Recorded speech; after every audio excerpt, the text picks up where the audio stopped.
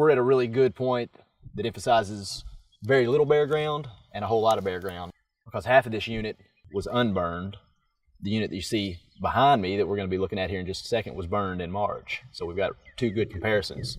Very similar plant community, but just based on the management, we're going to see how management really affects bare ground.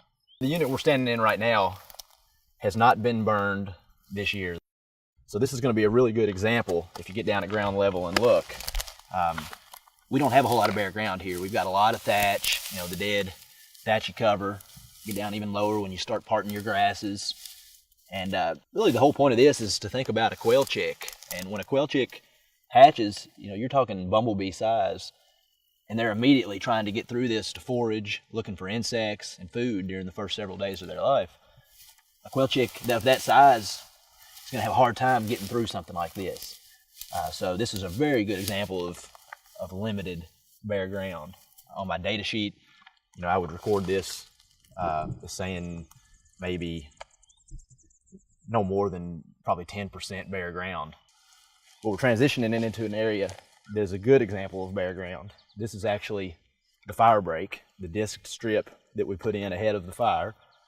And you'll see when you start getting down low and really looking at the ground cover, parting some vegetation, you're seeing a whole lot of bare ground in this unit.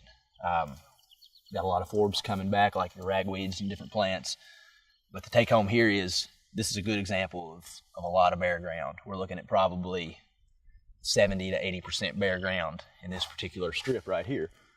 Now if you keep moving, we're going to get off of the fire break and we're going to get into the unit that was actually burned this year. This unit was burned in March, and you'll see again another good example of bare ground. A lot of the thatch and the litter got consumed. And when you start getting down to the ground level and actually pulling vegetation back, you'll see that there's a lot of bare ground underneath.